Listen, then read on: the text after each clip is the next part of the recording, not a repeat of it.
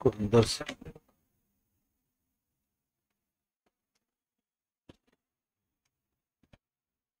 रुक जाना एक मिनट जरा। और अब एक सेकंड। आप पिछली क्लास में थे शायद क्या? नहीं, पिछली क्लास में नहीं थे आप। ऑनलाइन लिए थे क्या आप? ओहो, नहीं नहीं, एकदम मिस मत कीजिए।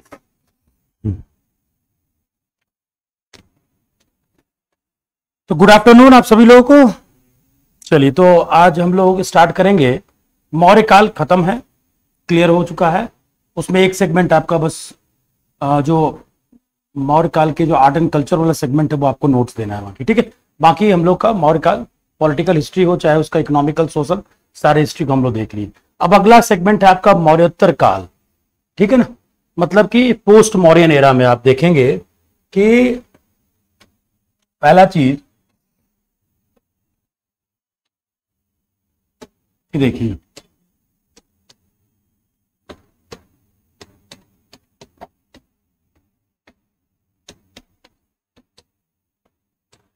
मौर्योत्तर काल यानी कि आप इसको ऐसे कह सकते हैं कि मौर्य काल और गुप्त काल के बीच की एक जो संक्रमण स्थिति रही है आपकी, जिसमें भारत में कई विदेशी शक्तियों के साथ साथ कई देशी शक्तियों ने भी क्या किया है, अलग अलग रीजन पर शासन किया है इसको। तो इसको हम लोग ग्राफ में भी देखेंगे, इसको हम लोग मैप के माध्यम से भी देखेंगे। तो पहला देखते हैं इसमें कि इस काल में जो विदेशी शासक आए और उन्होंने भारत के एक बड़े भूभाग पर अपना राजवंश स्थापित किया। बस अंतर यही था कि इस समय जो भी विदेशी शासक आएंगे वो भारतीय सभ्यता और संस्कृति को क्या कर लेते हैं, एडॉप्ट कर लेते हैं आपका, और यही में रच के बस जाते हैं आपका। जबकि ये चीजें आगे आने वाले समय में आप देखिएगा अंग्रेज वगैरह में ऐसा चीजें देखने को नहीं मिलेगा। ये विदेशी शासकों में सबसे पहला नाम आपका आता है इंडो ग्रीक, हिंद यवन, ठीक है। इसके बाद दूसरा आपका शासक है जिसको हम लोग कहते हैं शक। तीसरे में आपके आएंगे कुशवांग यानी कि कुषाण। ये तीन बड़े राजवंश हैं या तीन बड़ी विदेशी शक्तियां हैं जो भारत के क्षेत्र में एक विशाल साम्राज्य का स्थापना करती है। और इसी के साथ साथ कुछ देशी राजवंश भी थे। इसमें आपके आएंगे जस्ट मौर्य के बाद तुंग,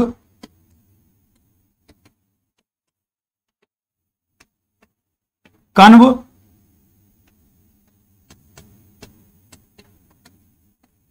सातवाहन। आज के महाराष्ट्र के रीजन में सातवाहन जब कमजोर पड़ेगा तो कौन आएगा, वाकाटक। और आज के कर्नाटक के रीजन में आप देखेंगे कदम राजवंश जो है वो इस बीच में आपके शासन करते हैं। अब देखिए इसमें क्या क्या खासियत है। इसमें ये सारे के सारे जो देशी राजवंश आपको दिख रहे हैं ये सभी क्या हैं, ये सभी किस वर्ण से बिलोंग करते हैं, आपके ब्राह्मण वंश से। तो आखिर ऐसी क्या कंडीशन बन गई कि मौर्यों तक क्षत्रिय, यानी कि अगर देखा जाए तो क्षत्रिय ही ज्यादातर समय क्या हुए आपके रूल किए हैं। हालांकि मौर्य क्षत्रिय थे या नहीं थे इसको लेकर अपने आप में बहुत ज्यादा विवाद भी है, मगर फिर भी ब्राह्मणों का इतने स्पष्ट रूप में शासन चलाने के लिए इतने अलग अलग राजवंशों की स्थापना होने का पीछे का रीजन क्या रहा। इसका देखिए पहला कारण क्या है आपका, कि आप क्या देख रहे हैं इसमें कि मौर्य काल या यहां वैदिक काल से चलते हैं। पहला रीजन देखते हैं इसका। पहला रीजन इसमें कहीं ना कहीं धार्मिक और सांस्कृतिक रीजन। वैदिक काल में आपने देखा, चूंकि इतिहास को जब तक आप पीछे से जोड़ेंगे नहीं तब तक वो चीजें, क्योंकि उसी की परिणति होती है वो। तो वैदिक काल में पहला पीरियड जिसको हम लोग कहते हैं ऋग्वैदिक काल, ये आप लोग पढ़ चुके हैं। इसका पीरियड है 1500 से 1000 ईसा पूर्व के बीच का। उसके बाद आता है आपका उत्तर वैदिक काल। उत्तर वैदिक काल का पीरियड 1000 बीसी टू 600 बीसी, 1000 से 600 ईसा पूर्व के बीच का काल। इन दोनों को अगर मोटे मोटे देखें अभी, क्योंकि इस पर हम लोग बात कर चुके हैं, मगर यहां पर आपने क्या देखा था निचोड़ कि ऋग्वैदिक काल जो था इसमें एक तरह से कबीलाई व्यवस्था थी और समाज में समानता का भाव था। छोटे छोटे कबीले के रूप में थे, जो भी धन संपत्ति आती थी, जो भी संसाधन होते थे वो बराबर में वितरित होते थे। थोड़ा बहुत अधिक भाग राजा को दिया जाता था कि ताकि वो उस पूरे कबीला की व्यवस्था को सुदृढ़ कर सके। आप मतलब कि समाज में वर्णों के बीच में ज्यादा मतभेद नहीं थे। एक ही परिवार के ब्राह्मण एक ही परिवार में छत्र, एक ही परिवार में विष हो सकते थे आपके। परंतु ऋग्वेद काल के अंत में आपने पढ़ा कि कैसे ऋग्वैदिक काल के अंत में दशम मंडल जो है उसके पूर्व सुसुप्त अध्याय में एक चौथे वर्ण को समावेशन मिलता है शूद्र जाति का। ठीक है, तो ये क्या बताता है कि ऋग्वैदिक काल के अंत तक आते आते समाज में क्या होने लगा था, सामाजिक वर्गीकरण ज्यादा स्पष्ट होने लगे थे, इसमें कठोरता आने लगी थी आपकी।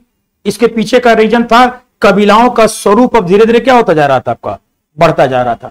आपके अंदर नीचे 10 लोग काम कर रहे हैं तो आप आसानी से उसको हैंडल कर लेंगे, परंतु आपके नीचे अगर 1000 लोग हैं तो आपको क्या बनाना होगा, एक हायरार्की बनाना होगा। ये राजा हैं, ये मंत्री हैं, वैसे एक है ना ये सीयू हैं, ये इसके नीचे का अधिकारी है, ये मैनेजमेंट का काम करेगा, ये कोषाध्यक्ष का काम करेगा। तो मतलब क्या बोल रहे हैं कि जो कबीला पहले समानता पर आधारित था अब धीरे धीरे क्या बनने लगा, उसमें पद सोपानिक संरचना आपकी बनने लगी।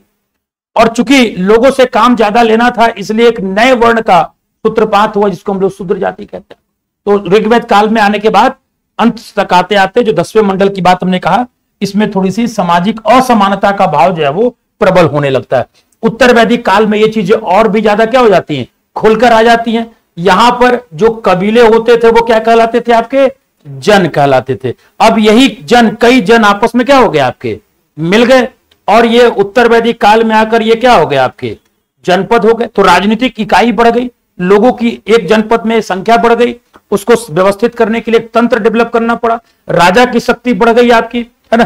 तो इसमें आपके जो सभा और समिति जैसे लोकतांत्रिक संस्थाएं थी जो राजा पर नियंत्रण रखती थी ऋग्वैदिक काल में, उत्तर वैदिक काल में अब क्या हो गया, आपका रत्नी आ गए। कौन आ गए, रत्नी। इस सब चीजों को हम लोग पढ़े हैं, मतलब कि मंत्री परिषद अब बनने लगा आपका। तो और उत्तर वैदिक काल में एक और भी बड़ा चेंज क्या होता है आपका, सामाजिक असमानता की भाव या वर्ण व्यवस्था का कठोर होने के साथ साथ आप देखेंगे कि कर्म कांड भी बहुत ज्यादा क्या हो जाते हैं, आपके बढ़ जाते हैं। कर्म कांडों के शुद्धता पर बहुत ज्यादा ध्यान दिया जाने लगा, और साथ साथ जजमानी प्रणाली भी क्या हो गई आपकी, शुरू हो गई कि हर एक 16 संस्कार है ना वैदिक धर्म में आपका लिखा, इन सभी संस्कारों को करवाने के लिए दान की एक रकम जो है, राशि जो वो क्या कर दी गई आपकी, निर्धारित कर दी गई। तो बड़ा हो छोटा हो, अमीर हो गरीब हो, सबको उन 16 संस्कारों से होकर गुजरना पड़ता था। और इसके अलावा कई अलग अलग प्रकार से क्या होते थे आपके, ये जो पैसे हैं या उस समय के जो भी संसाधन थे वो वसूला जाने लगा, जिसके कारण समाज क्या हो गया, अब समाज में भटकाव आने लगा कि भाई अब वैदिक धर्म तो ये हमारा यहाँ तो बिगड़ रहा है, यहाँ मामला जो आराध्य है हमारे वो अगर इतना अगर कर्मकांड है उसमें तो फिर क्या मतलब उस चीज का। तो लोग बड़े बिखरने से लगे थे आपके यहाँ पर। इसको रोकेगा कौन, इसको थोड़ा कंट्रोल करेगा उपनिषद। उपनिषद आकर करेगा कि भाई ये कर्मकांडों से भवसागर जो है वो पार नहीं कर सकते हैं आप। तब क्या होगा, अब इसी कर्मकांडों को काउंटर करने के लिए समाज में कई प्रकार के धार्मिक संप्रदायों का क्या होगा, आपका उदय हो जाएगा। इनमें से कई ऐसे संप्रदाय होंगे जो नकारात्मक होंगे, जो मान लेंगे कि नियति ही है, यही लिखा है यही होगा। कुछ लोग मान लेंगे कि नहीं, समाज में कोई नैतिकता और अनैतिकता नाम की कोई चीज नहीं होती है। मगर उसी समय दो ऐसे संप्रदाय उठ खड़े होंगे जो समाज में बिगड़ते असंतोष को थोड़ा क्या करेगा, कंट्रोल करेगा। और वो कौन होंगे आपके, बौद्ध और जैन। इन संप्रदाय में तो देख रहे हैं कैसे धीरे धीरे अब इस काल को हम लोग क्या कहते हैं, धर्म सुधार का काल।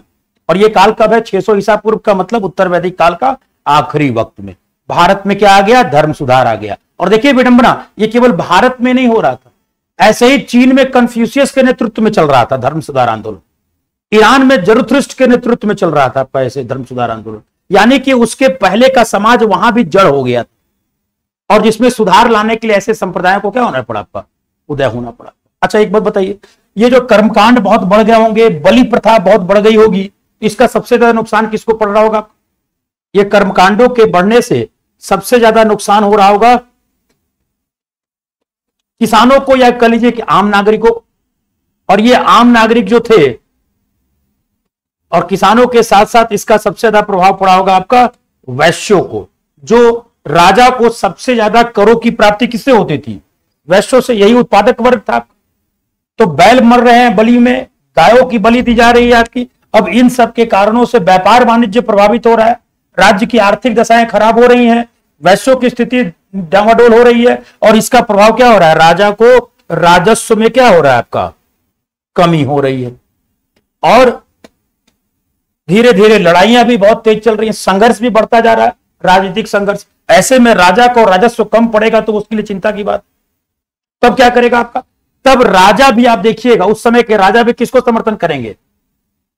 बौद्ध और जैन को समर्थन करेंगे, क्योंकि ये अहिंसा की बात करते हैं, ये बात करते हैं बलि प्रथा को रोकने की, ये कर्मकांड की जो है वो बात को गलत मानते हैं। इनका ये मानना है कि पारलौकिक जीवन कुछ नहीं, पहले तो इस जीवन में नैतिकता लेकर आओ। जीवन में, इस जीवन में नैतिक आधार पर, सदाचार के आधार पर अगर आप जीवन को व्यतीत करते हैं तो इसी जीवन में आपको मोक्ष की प्राप्ति हो जाएगी आपकी।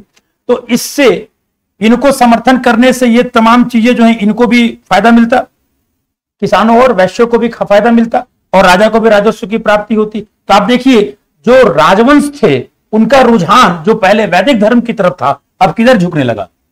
बौद्ध और जैन धर्म की तरफ। और दूसरी तरफ क्या हो रहा है? दूसरी तरफ एक और काम हो रहा है, उपनिषदों के माध्यम से, उपनिषदों के माध्यम से जिसको वेदांत कहा जाता है, उपनिषदों के माध्यम से वैदिक धर्म में जो कुरीतियां आ गई थी, जो जो जो असंतोष के कारण थे, उसको भी सही करने का प्रयास किया जा रहा था। तो वैदिक धर्म अपने आप को सुधारने का भी प्रयास कर रहा है। यहां भी एक द्वंद्वता की स्थिति होगी। यहां अब ये देखिए, ये दोनों चीजें पैरेलल चल रही हैं आपकी। अब इसी में आप देखेंगे कि मौर्य वंश की स्थापना हो जाएगी लगभग 300 ईसा पूर्व में, और मौर्य वंश में स्थापना होगा। चंद्रगुप्त मौर्य हो, जैन धर्म को प्रश्रय देंगे। ठीक है, वैदिक धर्म को भी मानते थे, परंतु जैन धर्म अंतिम में आपको पता है चंद्रगुप्त मौर्य कैसे भद्रबाहु के साथ दक्षिण में जाकर संलेखना विधि से अपनी मृत्यु को प्राप्त करते हैं वो। उसके बाद उनका बेटा बिंदुसार आएंगे, बिंदुसार आजीवक संप्रदाय को सपोर्ट करेंगे। और उसके बाद अशोक आएगा, और अशोक किसको सपोर्ट करेगा आपका? बौद्ध धर्म को सपोर्ट करेगा। शुरुआत में भले ये शैव धर्म को मानता था, परंतु ये अंत में आपको बौद्ध धर्म को राजश्रय प्रदान करेगा और बहुत बढ़ चढ़कर इसमें हिस्सा लेगा, इसके बौद्ध धर्म के विकास के लिए आपका।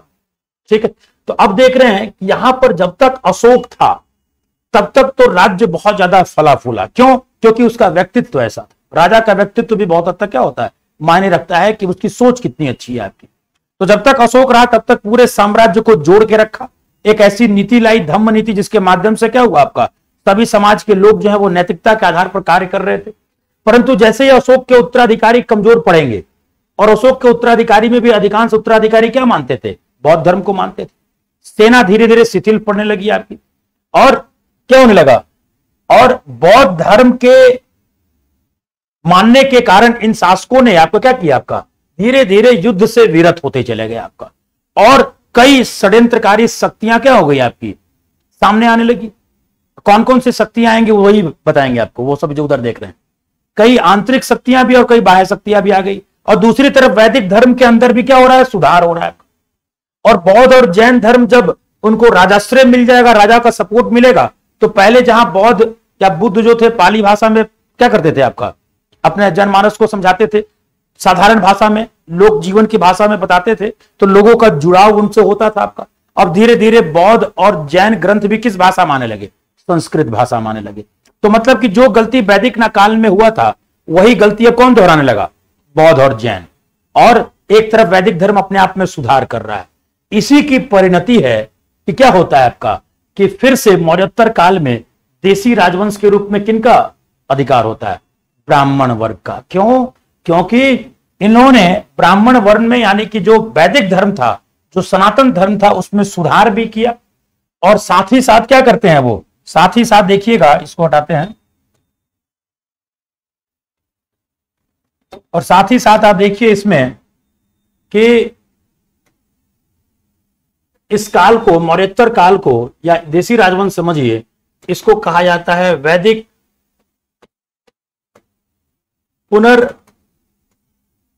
पुनर्स्थापना का युग। और इसके प्रणेता बने कहीं ना कहीं यही तमाम शासक आपका। और आगे चलकर देखिए, अभी यहां पर मौर्योत्तर के बाद देखिएगा क्या होगा आपका। मौर्योत्तर काल के बाद जब इसकी समाप्ति के बाद गुप्त वंश आएंगे, तो गुप्त काल में भक्ति की अवधारणा आएगी आपकी। और भक्ति की अवधारणा के साथ क्या होगा, बुद्ध को भागवत धर्म में विष्णु के अवतार के रूप में क्या कर लिया जाएगा, शामिल कर लिया जाएगा आपका। तो बौद्ध धर्म यहीं से क्या होने लगता है आपका, डिक्लाइन करने लगता है, गिरने लगता है। क्यों? क्योंकि बुद्ध और कोई नहीं क्या मानने लगे लोग, ये तो विष्णु के ही क्या है आपके अवतार हैं आपका। तो इस प्रकार से एक फेज चलता है। तो इसी कारण इस पूरे मौर्योत्तर काल को आप वैदिक पुनर्स्थापन काल कहेंगे, और जिसके नायक इसी राजवंश के रूप में घूम कर आता है आपका। ये एक फैक्ट आपका यहां से निकल कर आता है। दूसरा, आइए दूसरे पक्ष को देखेंगे। मौर्योत्तर काल में आपको समझने के लिए थोड़ा सा हमें इस मैप को भी देखना होगा। जैसे आप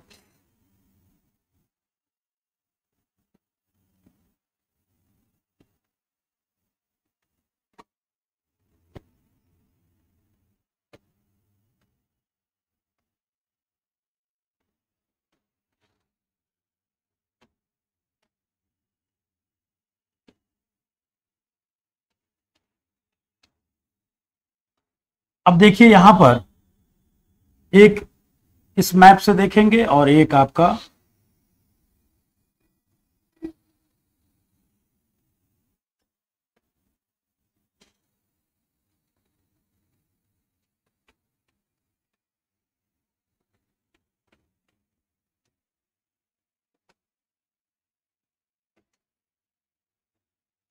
देखिए।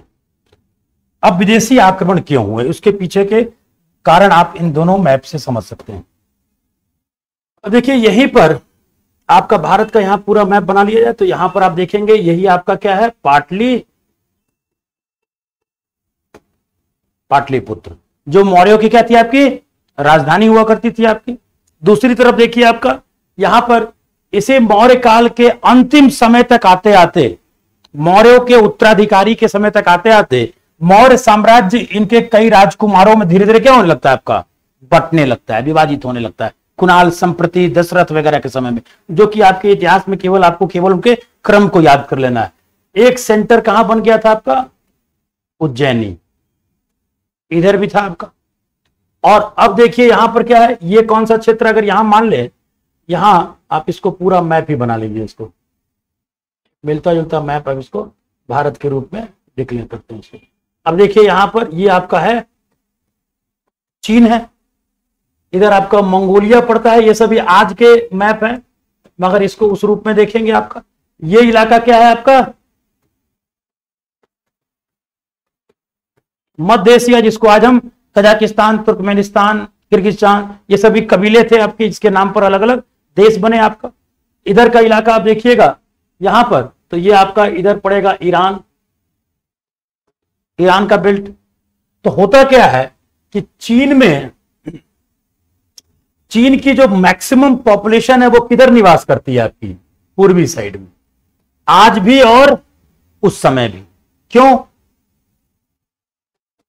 इसके पीछे का रीजन ये है कि चीन की आप देखिए राजधानी भी कहां है, बीजिंग भी पूर्व में, शंघाई भी पूर्व में है ना, मंगोलिया का क्षेत्र, मंगोलिया बोलते हैं आपका, मंचूरिया वगैरह का सारा क्षेत्र आपका, कैंटोन से लेकर हांगकांग से लेकर सब आपके पूर्व में स्थित है। इसके पीछे का रीजन है कि चीन की भौगोलिक स्थिति को देखिएगा आप, तो चीन का पूर्वी हिस्से में वांग हो, यांगटीसी इत्यादि नदियों के द्वारा बड़े बड़े मैदानी क्षेत्र बनाए गए हैं। और जबकि चीन का मध्यवर्ती क्षेत्र पूरा डेजर्ट है, गोबी डेजर्ट, तकलामसान डेजर्ट, फिर पश्चिम में आएंगे तो पूरा पठारी क्षेत्र है। तो वहां पर भौगोलिक स्थिति इतनी दुरू है कि वहां पर पॉपुलेशन डेंसिटी शुरू से क्या रही है आपकी, कम रही है। तो इस क्षेत्र में क्या था आपका, इस क्षेत्र में कई सारे कबीले निवास करते थे। क्या थे आपके, कबीले थे आपके। और ये कबीले जो थे, क्योंकि ये पूरा का पूरा क्षेत्र आपने देखा कि यहां पर संसाधन बहुत कम था, एग्रीकल्चर लैंड बहुत कम था, पठारी इलाका था, पहाड़ी इलाका था, बर्फ से आच्छादित क्षेत्र थे आपके, क्योंकि ऊपर बढ़ेंगे जैसे जैसे वैसे जलवायु क्या होती जाती है, ठंडी होती चली जाएगी आपकी। तो संसाधनों के अभाव के कारण इन कबीलों का मुख्य पेशा क्या था आपका? इन कबीलों का मुख्य पेशा था लूटपाट। ये क्या करते थे? किसी दूसरे विकसित क्षेत्रों पर हमला करते थे और वहां से लूट कर लाते थे आपका, और उसके बाद या तो फिर आपस में भी क्या करते थे, ये इनकी संघर्ष होते रहता था।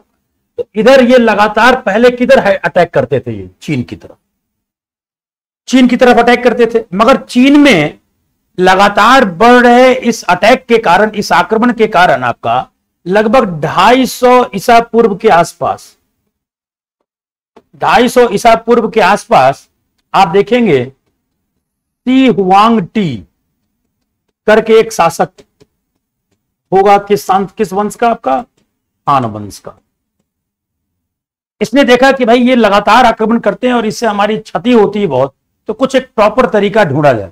तो इसने क्या बनाना शुरू किया? इसी ने बनाना शुरू किया चीन की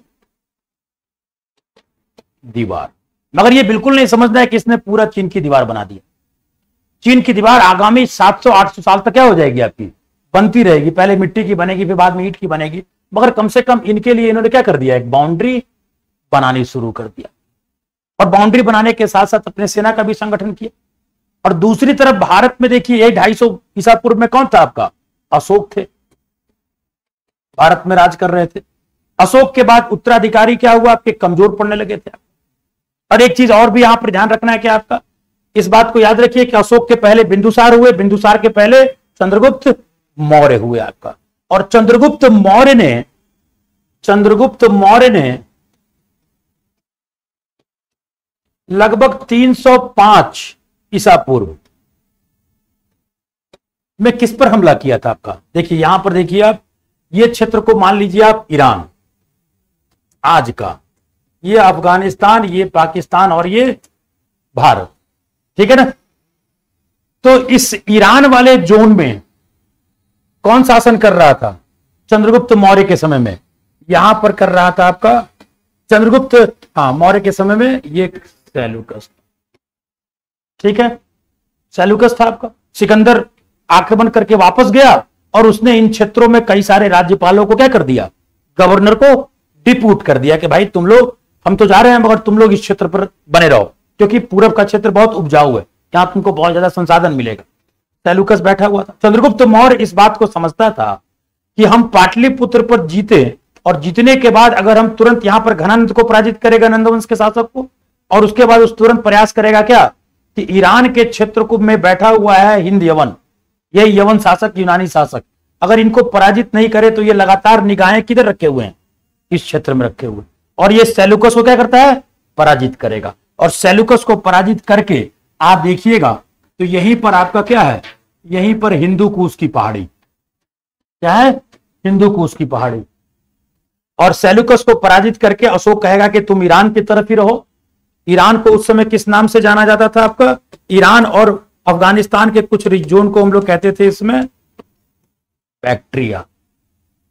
तो सेल्यूकस को यहीं रोक दिया और अशोक का शासनकाल पूरा अफगानिस्तान में हो गया।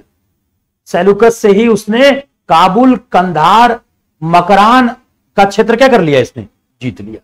तो अब देखेंगे इसमें कि अशोक का शासनकाल अगर देखा जाए तो ये पूरा जोन से लेकर ये दक्षिण में केवल चोल, चेर, पांडे को छोड़ दिया जाए और ये नॉर्थ ईस्ट को छोड़ दिया जाए, तो ये पूरा का पूरा क्षेत्र क्या हो गया?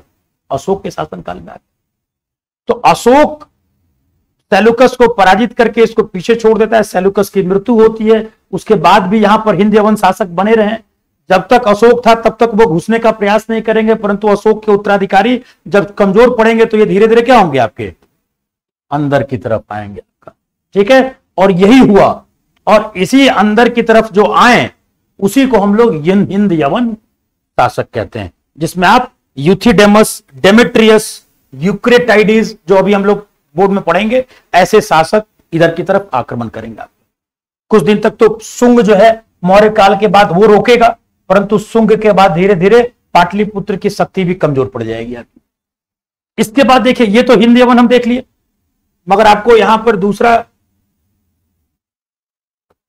क्या देखे थे हम लोग? शक और कुषाण, ठीक है। हिंद यवन के आने का रीजन आप देख लिए। अब देखिए इसमें शक।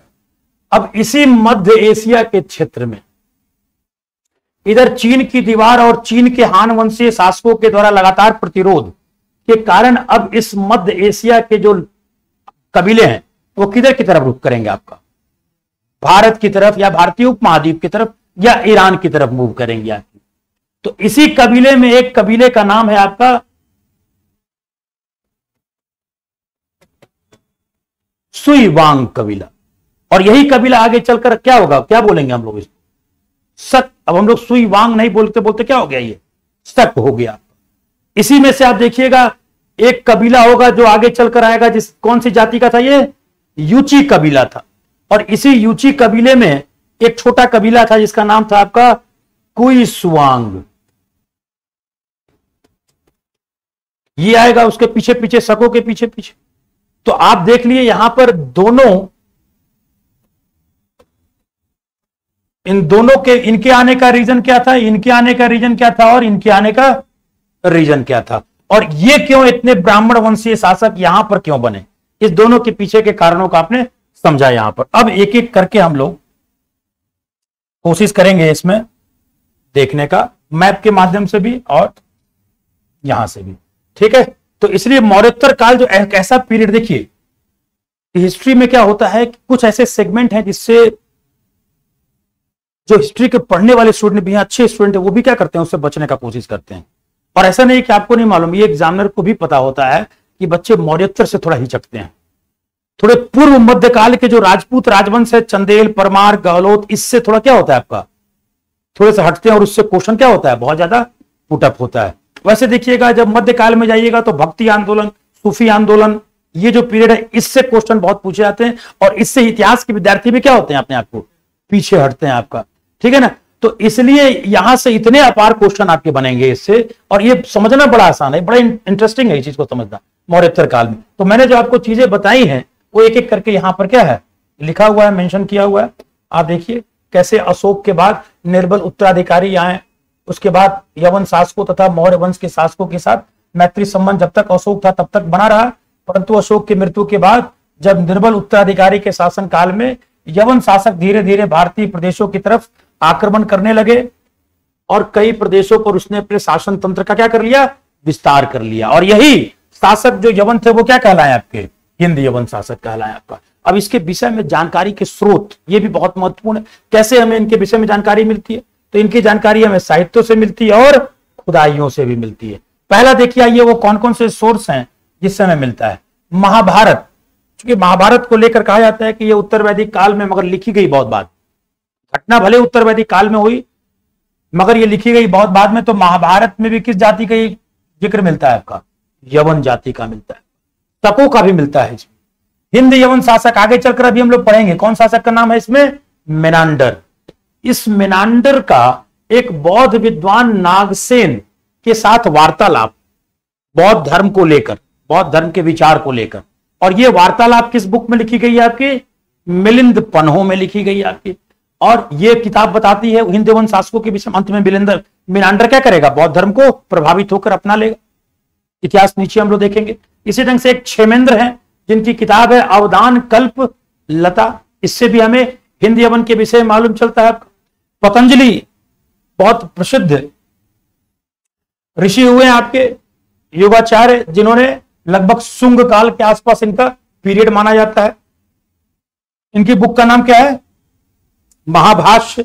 इसमें भी क्या मिलता है कि जब पुष्यमित्र शुंग का शासन काल था, और चूंकि एक एक करके अलग अलग देखेंगे, अब इसमें देखिएगा पुष्यमित्र शुंग कौन थे, मौर्य शासक, जो अंतिम मौर्य शासक था जिसका नाम क्या था आपका, बृहद्रथ, इसकी हत्या करेगा। हालांकि इसको डेट को लेकर थोड़ी अलग अलग बातें इसमें कही जाती है, परंतु लमसम 185 ईसा पूर्व में क्या करता है ये पुष्यमित्र शुंग, जो बृहद्रथ के समय में सेनापति हुआ करता था, सेना के सामने ही इसकी क्या कर देगा, वो हत्या कर देगा आपका। और सेना में विद्रोह नहीं होता है, इसका मतलब कि कहीं ना कहीं शासक की पकड़ नहीं थी, शासक जनता में लोकप्रिय नहीं था आपका। तो पुष्यमित्र शुंग के समय में जो यवन आक्रमण हुए हैं उसकी चर्चा हमें पतंजलि के महाभाष्य से मिलती है आपकी। और ये बताया गया है कि यवन शेषान सेना जो है वो साकेत, जिसको हम लोग किस नाम से जानते हैं आज, अयोध्या, यहां तक के क्षेत्र पर आक्रमण। इसी ढंग से एक नाम बहुत प्रसिद्ध बुक है जिसको क्या कहते हैं हम लोग, गार्गी संहिता। और ये किस विज्ञान से जुड़ी हुई बुक है, ज्योतिष विज्ञान से, क्योंकि गार्गी संहिता जो है ये लिखा है कि हमने मतलब भारतीयों ने यूनानियों से बड़े पैमाने पर किस चीज को सीखा, नक्षत्र विज्ञान को सीखा, ज्योतिष विज्ञान को सीखा, और हम यूनानियों के ऋणी हैं इस मामले में। जो सप्ताह के 7 दिन हैं आपके, जो नक्षत्र के आधार पर ज्योतिष बताई जाती है, ये भारतीयों ने बहुत हद तक किससे सीखा, आपका यूनानियों से सीखा। तो इसी गार्गी संहिता में इस बात का उल्लेख है। और ये गार्गी संहिता क्या कहता है कि यवन आक्रमणकारी कहां तक चले आए थे, पाटलिपुत्र तक चले आए। ये अलग बात है कि इनका यहां तक कब्जा नहीं हुआ, मगर ये आक्रमण करते थे लूटपाट के लिए। फिर आइए गुप्तकालीन महान कवि जिनका नाम कालिदास है, इनकी एक बुक है, ये नाम जरूर सुना होगा आपने, मालविकाग्नि मित्रम। ये बुक में क्या है, किसकी चर्चा है आपकी, मालविका और अग्निमित्र की प्रेम कथा है आपकी इसमें। और ये अग्निमित्र कौन था, अग्निमित्र पुष्यमित्र शुंग का पुत्र था, पुष्यमित्र शुंग का पुत्र था। और इसको कहां का गवर्नर बनाया गया था, आपका उज्जैनी का गवर्नर बनाया गया था। क्यों बनाया गया था कि ताकि अगर आप देखेंगे इसमें, ताकि उज्जैनी यहां है, हिंदी यवन इधर से आएंगे ना, तो इसको कंट्रोल करने के लिए यहां पर बैठाया गया था। और अग्निमित्र ने इसको क्या किया, बहुत हद तक जब तक ये जीवित था तब तक ये कंट्रोल करता है। क्योंकि इस समय में एक अयोध्या का लेख मिलता है, मैं जो जो लाइन बता रहा हूं आपको ये सभी इंपॉर्टेंट है, उस अयोध्या के लेख में भी इसके विषय में चर्चा मिलती। तो कालिदास हालांकि बहुत बाद की रचना है, मगर कम से कम हमें इस कालिदास से भी क्या मिलता है, यवन आक्रमण का उल्लेख मिलता है आपका। और ये भी बताते हैं इस बुक में कि पुष्यमित्र का जो पराक्रमी पुत्र था अग्निमित्र, उसने जो विदिशा का राज्यपाल था या उज्जैन का जो विदिशा जो क्षेत्र है, और उसने सिंधु नदी के किनारे यवनों को क्या किया, आपको पराजित किया था। इसी ढंग से देखिए इसकी भी कहानी आपको आगे हम बताएंगे। यवन एक राजदूत था, क्या नाम था उसका, हेलियोडोरस। और ये हेलियोडोरस कब आया था, ये आया था आपका शुंग शासक कौन थे आपके, भागभद्र। और इसके दरबार में इसने अपने यवन शासक ये राजदूत इसके दरबार में आया और उसने क्या कहा, उसने कहा कि उज्जैन के करीब जो विदिशा है वहां पर मैं क्या लगाना चाहता हूं, गरुड़ स्तंभ लगाना चाहता हूं। और गरुड़ किसका वाहक है, वैष्णव का। और वैष्णव मतलब भागवत धर्म। तो मतलब कि ये राजदूत अपने आप को भागवत धर्म के प्रति क्या बता रहा है आपका, कि मैं डिवोटेड हूं इसके प्रति आपका। तो ये इससे ये संबंध मानते, ये युद्ध का भले ही संकेत नहीं दे रहा हो, मित्रता का ही संकेत दे रहा हो, भारतीय संस्कृति को अपनाने का ही संकेत दे रहा हो, परंतु इन सबसे ओवरऑल क्या मिलता है हमें आपका हिंद और यवनों के बीच के संबंधों के विषय में जानकारी मिलती है। इसके अलावा देखिए यूनान के क्लासिकल लेखक, क्लासिकल मतलब कि प्राचीनतम लेखक हैं, और ये वही लेखक है जिन्होंने मेगास्थनीज की पुस्तक इंडिका, जो कि अपने मूल प्रति में नहीं है, और उसी इंडिका को लिख लिख के देख देख के क्या किए इन्होंने, अलग अलग भारत के इतिहास के विषय में बताया है। इंडिका अपने मूल ओरिजिनल वे में अभी उपलब्ध नहीं। तो ये सभी क्लासिकल लेखक हैं जिसको स्ट्रेबो कहते हैं हम लोग, जिनका नाम है जस्टिन है, प्लूटार्क है, पॉलीबियस हैं। इन सब के विवरण से भी किसके विषय मालूम चलता है, हिंद यवन से। ये खुद यवन थे, ये तो खुद यवन है आपके। इसी ढंग से देखिए अयोध्या के राज्यपाल जो थे उनका नाम क्या था आपका, धनदेव। इनका एक अभिलेख कहां से मिला है आपका, अयोध्या से। तो पूछेगा अयोध्या अभिलेख किनका है, किस क्या जानकारी मिलती है, तो इससे पता चलता है कि पुष्यमित्र शुंग ने क्या करवाए थे आपके, 2 अश्वमेध यज्ञ करवाए थे आपका। राजा अपने पराक्रम को प्रदर्शित करने के लिए अश्वमेध यज्ञ करवाते थे आपका। और इस अश्वमेध यज्ञ किसके खुशी में करवाया गया था, यवनों के विजय से। तो ये तमाम सोर्स हैं आपके। इसके अलावा बहुत सारे क्या मिले हैं हमें भारत में, यवनों के द्वारा चलाए गए सिक्के, उसके सिक्कों के विषय में नीचे हम लोग देखेंगे आपका। अब आइए इसके हिंद यवन के इतिहास पर। अब देखिए जो कुछ तो हम लोग पहले देख चुके हैं, अब उसके आगे का बात देखते हैं। तो मौर्य शासक चंद्रगुप्त मौर्य से पराजित होने के बाद सेल्यूकस निकेटर का साम्राज्य वर्तमान ईरान या कैस्पियन सागर के क्षेत्र में क्या हो गया था, सिमट गया था। उसके आगे वो बढ़ नहीं पाते। फिर एक समय के बाद सेल्यूकस की मृत्यु होगी आपकी, और सेल्यूकस की मृत्यु के बाद आप देखिए लगभग 250 ईसा पूर्व, यह घटना कब है इन दोनों के बीच में युद्ध की, 305 ईसा पूर्व, यानी कि लगभग 50 साल के बाद सेल्यूकस का साम्राज्य बिखरेगा और कितने भाग में बट जाएगा, 2 भाग में बटेगा। और ये दोनों भाग पर यवन शासन ही शासन कर रहे हैं। मगर ये दोनों भाग कौन होंगे, एक पार्थिया और एक बैक्ट्रिया। पार्थिया कौन होगा? पार्थिया होगा ईरान का दक्षिणी हिस्सा, ईरान का दक्षिणी हिस्सा, और बैक्ट्रिया में ईरान और कुछ अफगानिस्तान के हिस्से आ जाएंगे, यानी कि उत्तरी ईरान और उससे सटा हुआ अफगानिस्तान। तो दोनों जगह यवन शासक है और इंतजार में है कि मौर्य साम्राज्य तुम कमजोर पड़ो कि हम क्या करें, अटैक करें अंदर की तरफ। तो ये 250 ईसा पूर्व में तो कुछ नहीं कर पाएंगे, भले ही टूट गए, क्योंकि यहां पर अभी मौर्य साम्राज्य कौन बैठा हुआ है? मौर्य शासक अशोक बैठा हुआ है, तो यहां तो संभव नहीं था, अभी इंतजार होगा आपका। तो ये प्रदेश स्वतंत्र हो गए, दोनों में यवन शासक ही शासन कर रहे हैं। अब देखिए यहां पर यह भी आपको ध्यान रखना होगा। अब बैक्ट्रिया जो है क्षेत्र, जो उत्तरी ईरान और अफगानिस्तान के कुछ हिस्से में है, इस बैक्ट्रिया के स्वतंत्र यूनानी शासक संस्थापक कौन था आपका? डायोडोटस। बहुत महत्वपूर्ण नहीं है, परंतु इसको भी ध्यान रखना है, इसका बेटा महत्वपूर्ण। डायोडोटस शक्तिशाली शासक था, महत्वाकांक्षा था भारत की तरफ बढ़ने का। उसने डायोडोटस की मृत्यु के पश्चात उसके अवयस्क पुत्र की हत्या करके, इसके बेटे की हत्या करके कौन शासक बनेगा आपका? यूथिडेमस। याद रखना है दोनों को, नाम को। डायोडोटस के बाद यूथिडेमस, और यूथिडेमस जो है वो इस समय अशोक का शासनकाल चल रहा है, तो ज्यादा प्रवेश में उसी क्षेत्र में अपने में ही अभी संघर्ष चल रहा है। मगर यूथिडेमस के बाद 190 ईसा पूर्व, 190 ईसा पूर्व, याद कीजिए 185 में पुष्यमित्र शुंग किसको मार चुके हैं?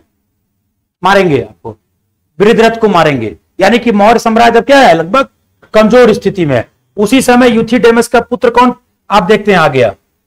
डिमेट्रियस। ये थोड़ा सा गलत लिखा हुआ है, इसको डिमेट्रियस ऐसे करेंगे, डिमेट्रियस, ठीक है ना? ये इसको प्रथम कहा जाता है, डेमेट्रियस। इसके बाद भी डेमेट्रियस द्वितीय वगैरह भी हुए, तो डेमेट्रियस प्रथम। तो डायोडोटस, उसके बाद यूथिडेमस बैक्टीरिया के क्षेत्र के, और उसके बाद आपका आ गए डेमेट्रियस। तो डेमेट्रियस बैक्टीरिया का यवन साम्राज्य का उत्तराधिकारी आपका बनता है। यह भी महत्वाकांक्षी शासक था। ये क्या करेगा? विशाल सेना के साथ किस पर्वतमाला पर अटैक कर देगा आपका? हिंदुकुश पर्वतमाला पर अटैक कर देगा। क्यों? क्योंकि उसको पता है कि कौन साम्राज्य कमजोर पड़ चुका है आपका, अब मौर्य साम्राज्य कमजोर पड़ चुका है। तो ये किधर बढ़ेगा आपका? ये देखिए, ये पहले ईरान के इधर के क्षेत्र में था, अब कहां जाएगा? हिंदुकुश तक, हिंदुकुश तक बढ़ गया आपका इधर, और हिंदुकुश को क्रॉस करके आगे की ओर बढ़ेगा आपका। मगर कौन बढ़ेगा देखिए, तो इसलिए यहां पर आप देखिए डायोडोटस, यूथिडेमस, डेमेट्रियस, और उसके बाद इससे जानकारी मिलती है, तमाम बात मैंने पहले से रिपीट कर दी है वही चीजें। और आप देखिए, मगर डेमेट्रियस का सामना किससे करना पड़ गया आपका? पुष्यमित्र शुंग। देख रहे हैं डेट मिल रहा है आपका, तो ये इससे सामना करना पड़ गया। अंत में इस सिंधु नदी किनारे क्या होता है आपका? हार जाता है। मगर ये अब संकेत मिल गया था कि हिंद यवन लगातार ताक में है कि कमजोर पड़ो, हम मौका लेकर अंदर प्रवेश करेंगे आपका यहां पर, ठीक है। तो अब आइए, तो डेमेट्रियस भारत में तो प्रवेश नहीं कर पाया, मतलब कह सकते हैं भारत के आंतरिक भाग में तो प्रवेश नहीं कर पाया आपका, उत्तर भारत के विशाल मैदान तक नहीं आ पाया, पाटलिपुत्र तक जीत नहीं पाया आपका। मगर उसने किस क्षेत्र को जीतने में सफलता अर्जित कर ली? पंजाब तक का क्षेत्र किसके हाथ में आ गया? डेमेट्रियस के हाथ में आ गया।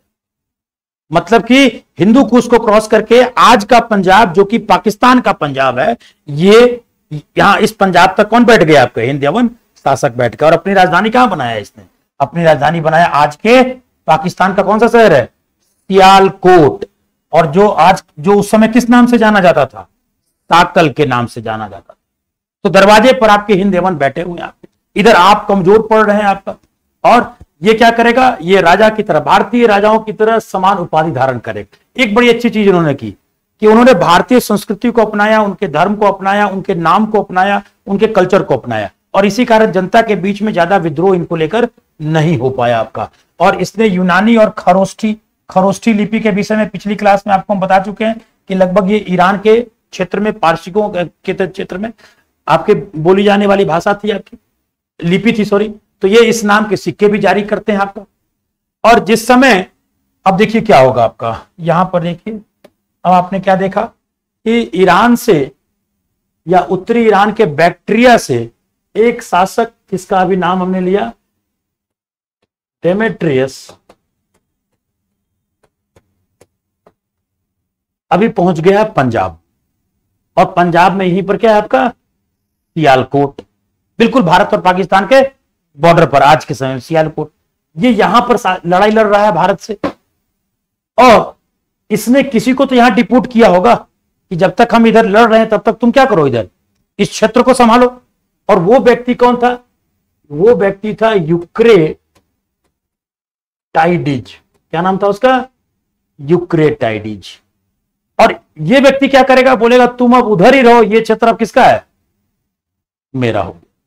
यानी कि यूक्रेटाइडिस क्या करेगा? इस क्षेत्र को, बैक्टीरिया के क्षेत्र को अपने साम्राज्य में, यानी कि उसका अपना स्वतंत्र शासक घोषित कर लेगा, और डेमेट्रियस यहां पर फंस जाएगा आपका। तो डेमेट्रियस यहां पर, और इधर कौन सा वंश आ गया आपका? यूक्रेटाइडिस या यूक्रेटाइडस वंश आपका आ गया।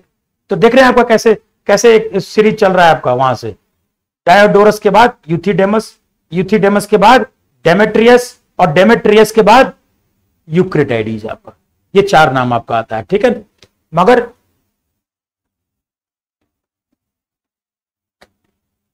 अब देखिए, तो अब यही बात हमने यहां पर लिखा, यूक्रेटाइडिस नामक यवन अधिकारी ने बैक्टीरिया में विद्रोह कर दिया, और यह क्षेत्र डेमेट्रियस के हाथ से निकल जाता है आपका।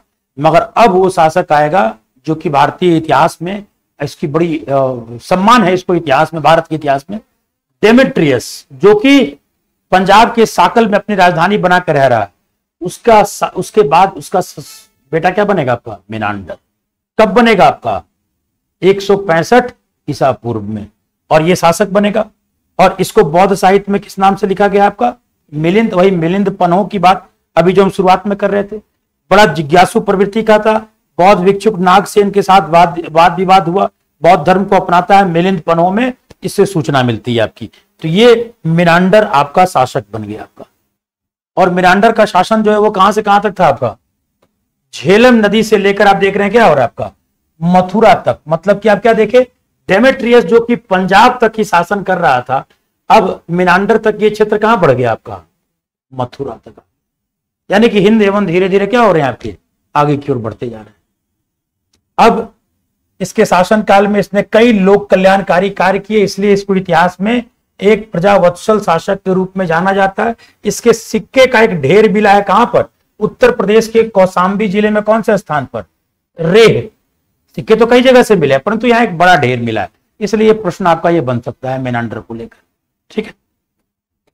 अब आइए इसके बाद, अब इधर जो यूक्रेटाइडिस जो वहां बैठा था, उसकी भी तो महत्वाकांक्षा होगी भारत की तरफ बढ़े हैं। तो वो यूक्रेटाइडिस भी क्या करता है आपका? यूक्रेटाइडिस भी भारत की तरफ अटैक करेगा, और अटैक करके वो कहां अपनी राजधानी बना लेगा? तक्षशिला में। तो अब देखिए यहां पर इस मैप में आप देखेंगे कि यहां पर साकल में डेमेट्रियस है जो कि अब मथुरा तक आ गया है, और इसी पाकिस्तान का ये बॉर्डर है आपका, और इसी पाकिस्तान के इस भाग में क्या है? तक्षशिला है। तो यहां पर यूक्रेटाइडिस आ गया है, और यहां पर डेमेट्रियस है जो कि अंदर तक घुस गया है। तो मतलब कि 2 वंश आपने देख लिया। पूछेगा भारत में हिंद यवन के कौन कौन से वंश शासन किए आपके? तो एक बताएंगे आप डेमेट्रियस, और एक बताएंगे यूक्रेटाइडिस। डेमेट्रियस वंश का सबसे प्रतापी शासक पूछेगा तो कौन बताएंगे आप? मेनांडर को बताएंगे आपको इसमें। फिर इसमें बोलेगा कि पंजाब तक, यानी कि भारत में पहला हिंद यवन शासक कौन था जो आक्रमण किया था?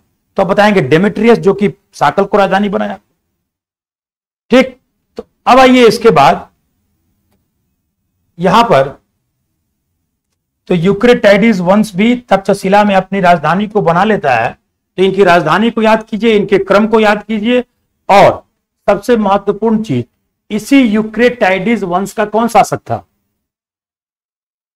एंटियालकिड्स। हम लोग अभी तक तो पढ़े कि यवन राजदूत हेलियोडोरस पुष्यमित्र शुंग के उत्तराधिकारी बाघभद्र के दरबार में आकर विदिशा में गरुड़ स्तंभ स्थापित करता है। तो इसको स्थापना के लिए भेजने वाला राजा कौन था? एंटियालकिड्स। और ये एंटियालकिड्स किस वंश से था आपका? यूक्रेटाइडिस वंश से था आपका। देखिए, तो जिसने शुंग शासक बाघभद्र के विदिशा स्थित दरबार में एक राजदूत हेलियोडोरस को भेजा, जिसने विदिशा में एक गरुड़ स्तंभ स्थापित किया तथा उस पर वासुदेव, जिसको कृष्ण कहेंगे हम, का नाम अंकित करवाया। इससे यह ज्ञात होता है कि हेलियोडोरस हो चाहे एंटियालकीड्स हो, इसने किस धर्म में अपने आप को आस्था व्यक्त की? भागवत धर्म में। तो डेमेट्रियस स्कूल का मेनांडर किस धर्म को अपनाता है? बौद्ध धर्म को, नागसेन के साथ। और यूक्रेटाइडिस किस वंश को अपनाएगा? भागवत धर्म को। संभवतः यहां पर आप बड़े आसानी से इसको इमेजिन कर सकते हैं कि संभवतः इन दोनों के बीच में इस बात की भी एक संघर्ष चल रही हो कि भारतीयों या भारतीय जनता के बीच में हम कितना ज्यादा पैठ बना सके। आप ये भी प्रयास हो रहा होगा। तो इस तरह से आपने ये दोनों वंशों की स्थिति देखी। अच्छा, यहां पर आपको हम लोग अभी एक चीज की तो बात कर ही नहीं रहे, और वो इसलिए नहीं कर रहे हैं कि ताकि आप उलझेंगे। यहां पर क्यों नहीं कर रहे हैं? क्योंकि ये सभी भारत के इस सीमा पर मार मचा हुआ है हिंद यवन के द्वारा, और इधर से अभी तक कौन आ चुके हैं? शक भी आ चुके हैं इधर। और शकों का मुठभेड़ किससे हो रहा है? बार बार हिंद यवन शासकों से भी हो रहा है आपका। तो यहां पर 3 प्लेयर्स काम कर रहे हैं। एक भारत के जो अंदर की शक्ति है, और एक ये हिंद यवन शक्तियां, और एक जो मध्य एशिया से आपकी तरफ आ रहे हैं। ठीक है ना? तो ये 3 शक्तियां एक साथ आपकी काम कर रही है, मगर एक साथ लेकर चलेंगे तो ये कंफ्यूजन होगा, इसलिए हम अलग अलग लेकर चलेंगे इसमें। अब आइए यहां देखिए, एक नाम आपको याद करना है जिसको कहते हैं हम लोग, क्या नाम है ये? हर्मियस। ठीक है ना? ये मौ में छोटी ही होगा। हर्मियस यूक्रेटाइडिस वंश का अंतिम हिंद यवन शासक था। इससे यह मालूम चलता है कि मेनांडर के बाद डेमेट्रियस वंश कमजोर पड़ गया, और मेनांडर के जो क्षेत्र थे उस पर किस वंश का अधिकार हो गया था? यूक्रेटाइडिस वंश का। और इस यूक्रेटाइडिस वंश का अंतिम शासक कौन था आपका? हर्मियस था आपका। ठीक है ना? और उसके कुछ सिक्कों के ऊपर किस वंश के शासक? कुषाण वंश के शासक कुजूल कडफिसस का नाम उत्कीर्ण है। तो अभी इसमें बिल्कुल कंफ्यूजन नहीं होना है। अभी ध्यान रखना है कि जब हर्मियस शासन कर रहा था उस समय मध्य एशिया से कौन आक्रमणकारी आ रहे थे? कुषाण आ रहे थे। तो कुषाण जब आए इस क्षेत्र में तो पहले हिंद यवन से पराजित हो गए, और पराजित हो जाने के बाद वो कुषाण के जो लोग थे इसी हर्मियस के नीचे क्या करने लगे? आपका काम करने लगे, उसके नीचे सरदार के रूप में काम करने लगे आपका। तो ये कुषाण के जो पहले शासक थे जिसका नाम क्या था आपका? कुजूल कडफिसस। पूरी कुषाण हिस्ट्री हम लोग आगे देखेंगे। इस कुजूल कडफिसस के जो कुछ सिक्के हैं उसमें क्या नाम मिलता है? हर्मियस नाम मिलता है। इसलिए आप लोग क्या पढ़ेंगे कुषाण में? कुषाण में आप पढ़ेंगे कि कुजूल कडफिसस के बाद शासक बनता है कुषाण वंश का, जिसको कहते हैं हम लोग विम कडफिसस। और इसी विम कडफिसस को हम लोग क्या कहते हैं? कुषाण वंश का वास्तविक शासक। क्यों? क्योंकि इसके पहले कुजूल कडफिसस के सिक्के पर हर्मियस की आकृति और नाम का मिलना यह बताता है कि कुषाण वंश का पहला शासक हिंद यवन के नीचे एक सरदार के रूप में क्या कर रहा था? आपका काम कर रहा था। वास्तविक शासन तंत्र किसके समय स्थापित होगी? विम कडफिसस के बाद। और विम कडफिसस के बाद कौन आएगा? आपका कनिष्क आएगा, और जो भारत में एक बड़े कुषाण डायनेस्टी को क्या करेगा? आपका स्टैब्लिश करेगा। तो कई चीजें आपकी देख रहे हैं। अभी तो हम लोग आंतरिक शक्ति की बात कर ही नहीं रहे हैं, पुष्य, शुंग, कण्व और शातवाहन वगैरह। इधर भी पूरा संघर्ष चल रहा है चारों तरफ। तो अभी एक एक क्रम में हमने देखा यहां पर। तो कुजूल के विषय में आपने यहां देख लिया आप इसमें। इसके बाद भारत में देखिए तो यूनानी संपर्क का क्या प्रभाव पड़ा, क्योंकि कोई भी सभ्यता के लोग भारत में भले ही आक्रमण की दृष्टि से आते हो, परंतु आक्रमण निरंतर नहीं चलता है, उसके साथ साथ बहुत और भी चीजें प्रभावित होती हैं।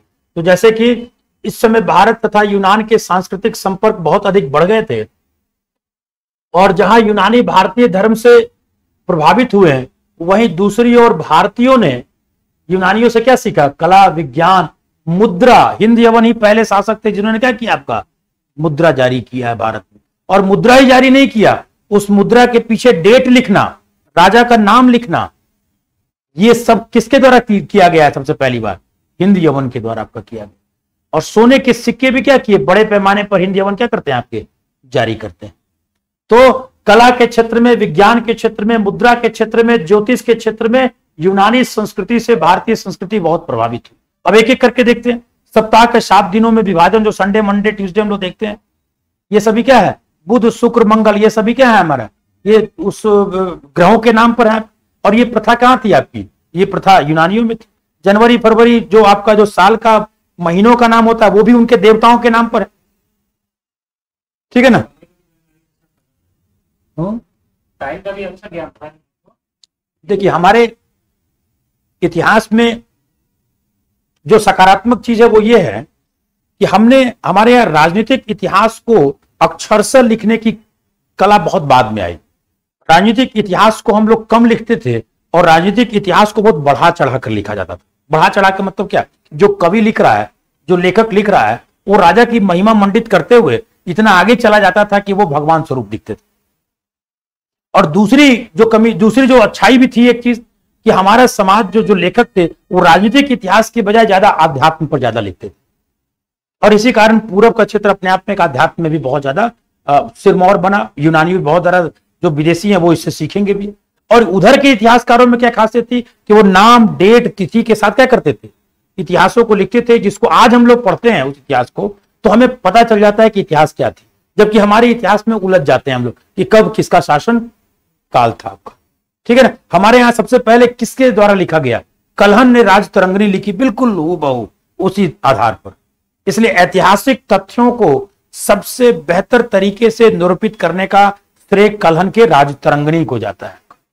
ठीक है ना। नहीं तो उसके पहले या तो कपोल कल्पित चीजें राजा के को गुणगान करने में और इस सब चीजों में इतिहास के कहीं ना कहीं राजनीतिक सच्चाई छिप जाती थी। तो ये तमाम चीजें, तो ग्रहों के सप्ताह के 7 दिनों में विभाजन हो, विभिन्न ग्रहों के नाम पर यूनानी प्रभाव दिखता है, नक्षत्रों को देखकर भविष्य बताने की कला जो है यूनानियों से हमने सीखा। फिर उसी ढंग से देखिए प्रसिद्ध ज्योतिष ग्रंथ गार्गी संहिता में स्पष्ट रूप से स्वीकार किया गया है कि ज्योतिष के क्षेत्र में भारत यूनान का ऋणी है आपका। ये सभी तथ्य आपके लिए एग्जाम के पॉइंट ऑफ व्यू से महत्वपूर्ण है। गुप्तकालीन प्रसिद्ध खगोलविद और ज्योतिषाचार्य वराह मिहिर, इनके विषय में गुप्तकाल में वो देखेंगे, वराह मिहिर हो, चाहे ब्रह्म भट्ट हो, चाहे आर्य भट्ट हो आपके, है ना। तो वराह मिहिर ने लिखा है कि यद्यपि यूनानी कैसे थे आपके, मलेच्छित से इसमें कहा कि चूंकि उनकी अपनी संस्कृति अलग थी, रहन खान पान अपना अलग था, वो हमारी संस्कृति को फॉलो नहीं करते थे, तो संभवतः ये पहले होता था, तो मलेच्छ थे, किंतु वे ज्योतिष के विद्वान थे, इसलिए वो भारतीय ऋषियों की भांति क्या है आपके पूज्य हैं। ये वराह मिहिर ने कहा, बृहद संहिता लिखी हुई है इनकी बुक। सिक्के बनाने की कला में भारतीयों ने यूनानियों से बहुत कुछ सीखा। यूनानियों ने ही पहली बार सोने के लिखित सिक्के चलाया। पहले क्या था, मौर्य काल तक कैसा सिक्का था, आहत पंचमार्क सिक्के। अब इसमें क्या होगा, ये नवीनता आएगा। उसमें पंचमार्क सिक्के क्या होते थे कि भाई एक सिक्का है, उसमें हंस का चित्र लगा दिया, उसमें मोर का चित्र लगा दिया, सूर्य का चित्र लगा दिया, चंद्रमा का चित्र लगा दिया, और क्या हो गया, वो एक सिक्के हो गया। उन सब की अपनी वैल्यू हो गई, परंतु ये व्यवस्थित मुद्रा व्यवस्था नहीं था, उसको आहत सिक्के कहते थे। हिंद यवन ने आपको आकर सोने के लिखित सिक्के चलाए, जिसमें नाम, राजा का नाम, ईस्वी और उसके बाद प्रतीक भले ही हो सकता था, जिस पर एक और राजा की आकृति और दूसरे और किसी देवता की मूर्ति या चिन्ह बनाए जाते थे। इसके अलावा देखिए आप इसमें हिंद यवन जब आए तो इन्होंने किस प्रकार के सिक्के चलाते हैं आपके, द्विभाषीय। ठीक है, मतलब कि इसमें यूनानी भी डालते थे, यूनानी लिपि का भी प्रयोग होता था। हिंदी देवनागरी वगैरह तो थी ही नहीं उस समय, तो यूनानी के साथ साथ ये क्या डालते थे आपके, खरोष्ठी लिपि, जो उस समय के अफगानिस्तान वगैरह से बनी है। ठीक है ना। तो यूनानी और खरोष्ठी लिपि के दोनों का लिपियों का मिलता था आपका। अब देखिए संस्कृत नाटकों में पर्दों के लिए, जो हम लोग नाटक चलता था तो जो पर्दा आता है, बंद होता है, पर्दा स्टार्ट होता है, उसके लिए हमारे संस्कृत साहित्य में क्या नाम दिया गया आपका, यवनिका। और तो इसका मतलब कि नाटक का चलना, पर्दा हटना, पर्दा गिरना, ये कहीं ना कहीं कहां से भारत सीखा आपका, यूनानियों से सीखा। इसलिए इस पर्दे के लिए किस चीज का इस्तेमाल किया गया आपका, यवनिका का इस्तेमाल किया गया, जो यूनानी भाषा से लिया गया प्रतीत होता है। तो ये कई चीजें आप देख रहे हैं। तो और जब हिंद यवन आएंगे तो यहां पर वो अपनी मूर्ति कला को, अपनी शिल्प कला को, अपनी हस्तकला को लेकर आएंगे। भारतीयों की अपनी थी, दोनों मिलेंगे और एक नया कला और संस्कृति का क्या होगा, स्थापत्य का विकास होगा, मृद मूर्ति कला का विकास होगा। इसको हम लोग क्या कहते हैं आपका, होलेनिस्टिक कला का विकास होगा। और ये होलेनिस्टिक कला अपने परचम पर कब पहुंचेगी, जब कनिष्क आएगा, और उसके समय कौन सी एक शैली डेवलप होगी आपकी कला की, गांधार से। ये गांधार शैली के समय तक आते आते यही दोनों संस्कृतियों के जो मिश्रित चीजें थी, ये अपने सबसे बेस्ट स्वरूप में निकल कर आपका क्या होता है, आपका निकल कर आता है आपका। तो ये हम लोग देख लिए आपका हिंद यवन के संदर्भ में आपका, ठीक है। अब इसमें कोई डाउट आप लोगों को?